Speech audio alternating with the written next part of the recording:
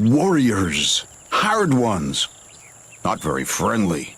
One of them stayed to await your return. Two Worlds on the Xbox 360, a game that, by and large, from what I can tell, most people consider to be the single worst RPG for the system, possibly the worst game on the system. And as someone who's trying to collect all the RPGs for the system, I guess it was bound to happen that I'd have to play it at some point. Now, I think a little bit of context is important because you gotta understand, when this game came out, the only other game on the system that was really a full-fledged out RPG was The Elder Scrolls Oblivion, a game that I will complain about to no end for all of its myriad problems, but because that was the only thing it really had to compare itself to, it really wanted to compare itself to it. In fact, a lot of the marketing for this game often called it basically Oblivion on steroids, which is scary because at least in the bugs and glitches and everything wrong department, that's actually kind of accurate. Now, before we get into this game proper, we have to make our character. And I just love how zoomed out it is. It's like you can't even tell what your character even looks like, so how do you know what you're customizing? But don't worry, I'm sure our character is just amazing looking. He is so handsome, he is perfect. Oh god. Yeah, our character is some sort of horrible abomination, but fear not, friends, because regardless of how you customize your character, they all look like they took a tumble off a building face first. Did I mention this game came out around the time Oblivion did? Because, yeah, this isn't exactly the most impressive visually. That's more of a presentation thing, and we'll get to there when we get to there. Now that we have our character, we can actually start the story proper. And it is really boring. So you play as the village idiot. You may think that to be a joke, but I can tell you in full earnestness, it is not. So your character's sister gets kidnapped by this guy. Some evil jerk who you never actually see his face, who is the subordinate of this guy, who looks exactly like him, but is a slight recolor. But the weird thing is, despite being the subordinate of this guy, his boss owes him some favors or something. The villain structure to this game is very confusing because it makes it seem like this guy is the subordinate of this guy, but this guy seems to have a lot of power over the other guy. Yeah, I don't know either. Basically, they're holding your sister hostage so that you collect the 4 elemental crystals plus some sort of magic bucket to hold them in so that they can summon some old god thing. I will also point out this is literally the plot of Final Fantasy, a game whose entire story was told over the course of 1 paragraph at the end of the game because of space issues. I think we've gotten past that at this point, Two Worlds. But you, being the clever man you are going to go out and do exactly what they tell you. Village idiot. But it goes even further than that because your character has to sort of be the player proxy.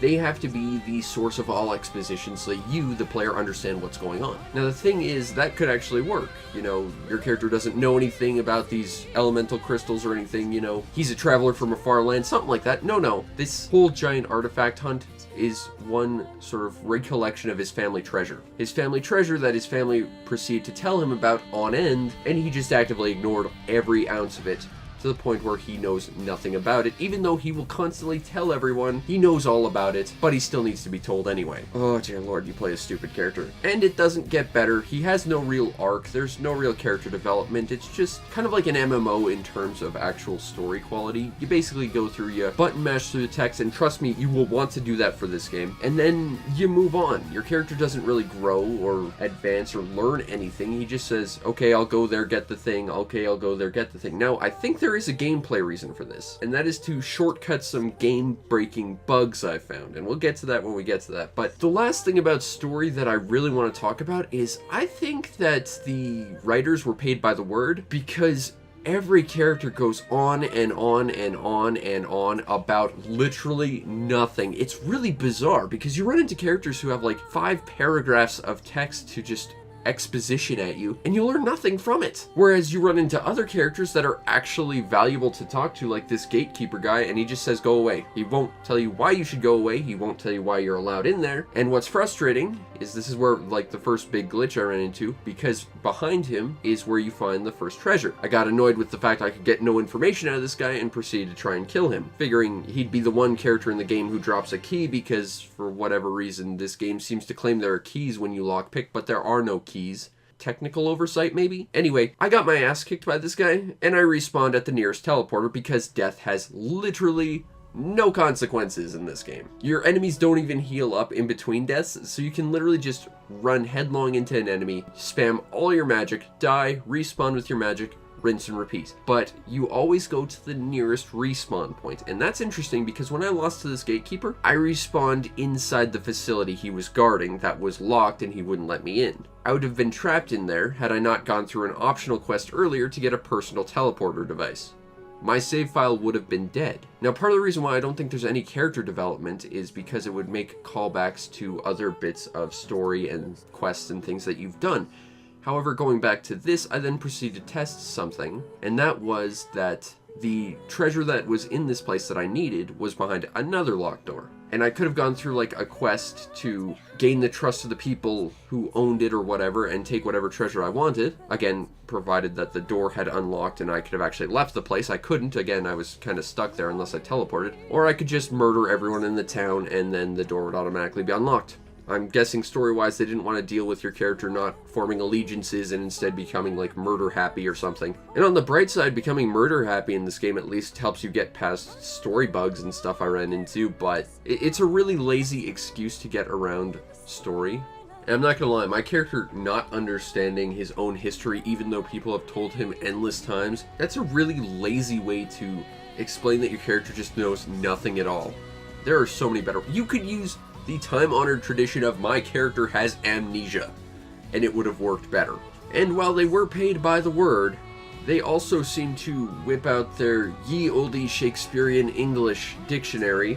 Yea and verily, did they not understand how to use any of it, because it is just a mess of things that would make a LARPer cringe, really. It was really wildly bad. And not only is the dialogue so long and inconsequential or so short and completely uninformative, but it's so bloody dry, even an astronaut would take a step back and say, whoa, let's rehydrate this before consumption. It's so bloody dry that even an oasis pouring over edge in the middle of a torrential rainfall during a tsunami could not quench the thirst of this dialogue.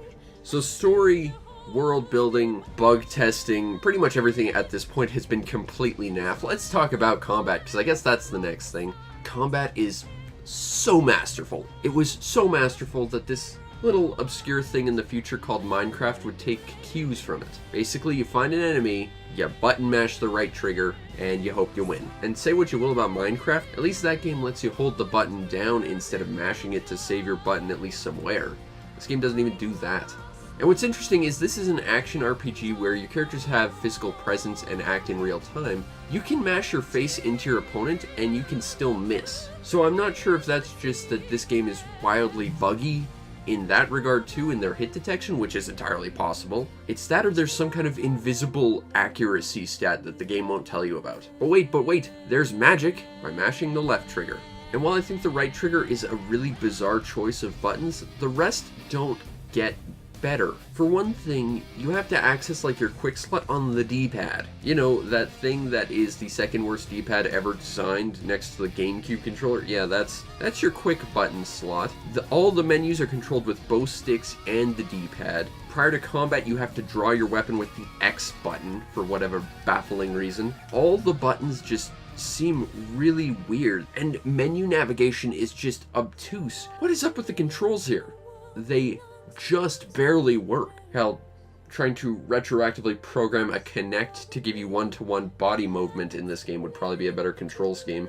Now, like I said at the top, this game was desperately trying to be the next Oblivion. In fact, it was trying to put Oblivion to shame, and again, I will make fun of Oblivion for a myriad of its problems, but good luck with that, Two Worlds. That means one important thing.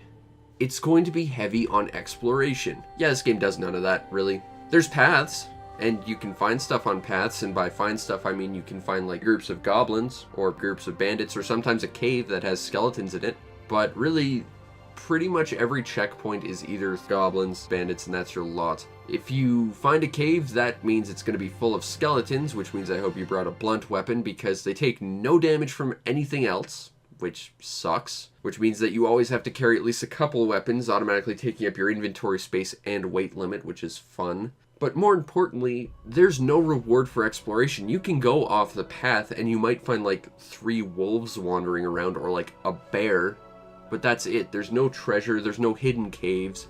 I think at one point I found 1 hidden healing point, and that was it. There is just nothing to do outside of just following the paths. And I spent a good amount of time just wandering around hoping to find something, but there's just nothing out there in an exploration-based RPG. What's up with that? That's just completely defeating the purpose. It should also be worth noted that the equipment in this game, while it changes your appearance, and you can get statistically better gear, it's few and far between.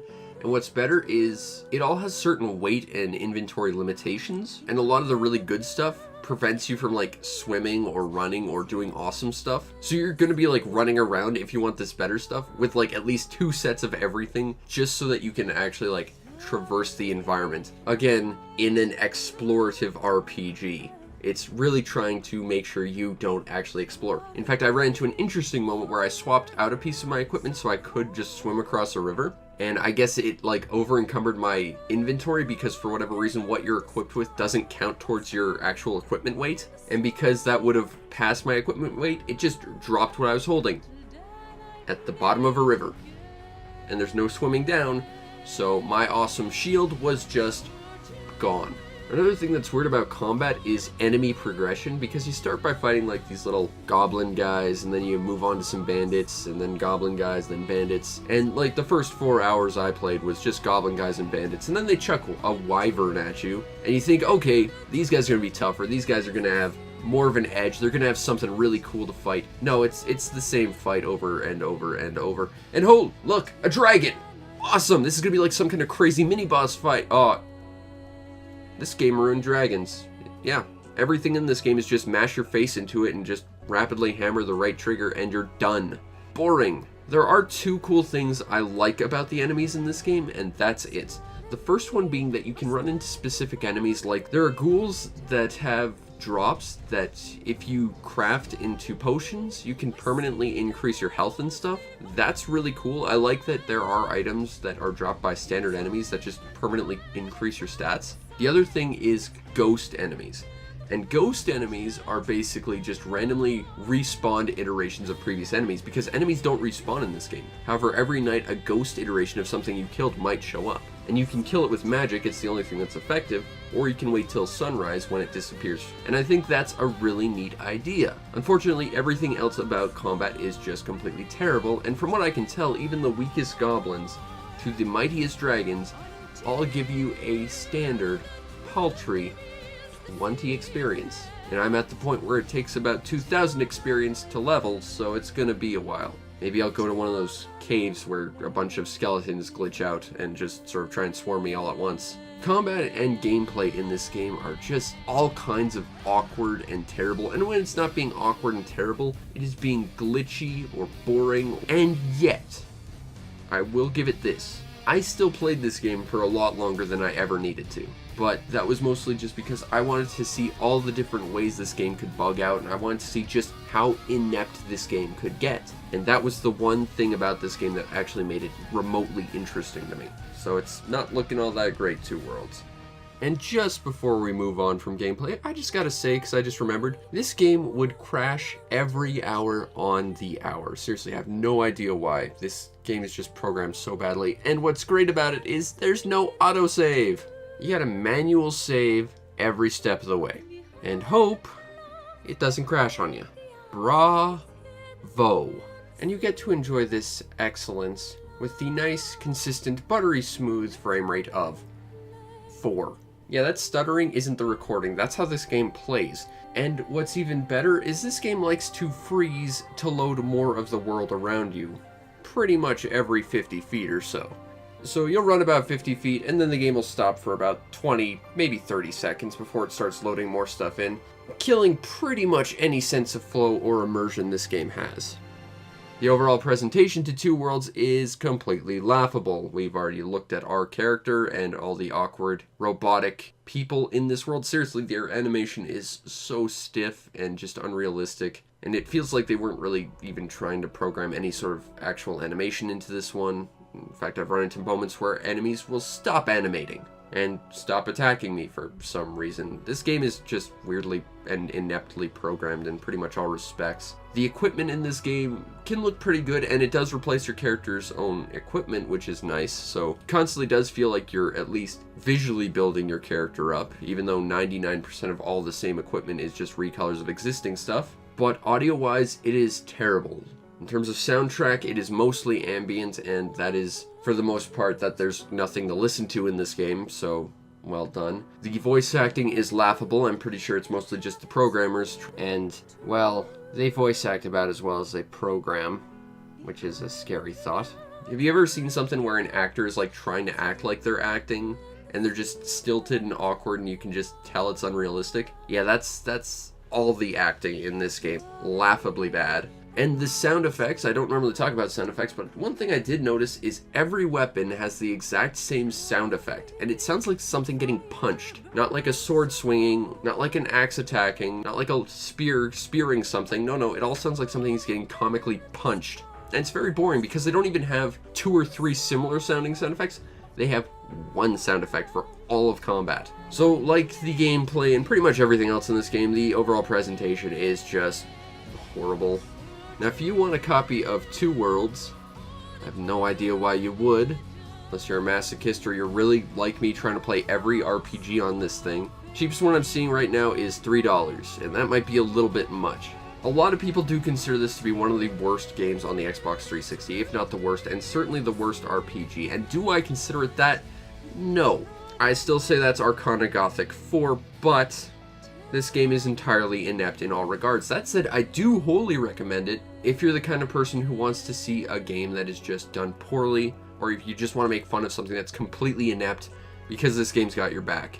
If you're into game design and you want to see a checklist of how not to do things, this game is perfect for that, because this is inept in its writing, its storytelling, its character development or lack thereof, its exploration, its combat, its inventory systems, its menu systems, its progression, its sound and visual design, and even its bug testing is just terrible. There is very little to really recommend about Two Worlds unless you're looking for something that you can just sort of turn your brain off and just sort of enjoy something kind of dumb. But honestly, the most fun I had with this game was just going through and seeing how bloody incompetent it could get. And I was really astounded with how bad that was. I don't think it's as bad as Arcana Gothic 4, but it's not far off, but at least it's kind of enjoyable in its own stilted, awkward, barely functional way. But if you want to actually play a better version of this, get its sequel, which it's been a while since I played that. That game was actually, for what it was, pretty good. Not great, but good. And if you really want to play like the king of all these, I will just once again defer you to Kingdoms of Amalur Reckoning, which did pretty much all of this, but significantly better and far more interesting and far prettier and sounding better. Overall, Two Worlds is a game with a lot of history and with a lot of infamy, and I think it's well earned. That said, I enjoyed my time with my janky, stilted, robotic, dumbass hero trying to collect all the things and put them in a bucket for some other guy to summon a god, because just do what the villain says. That's the moral of the story in Two Worlds.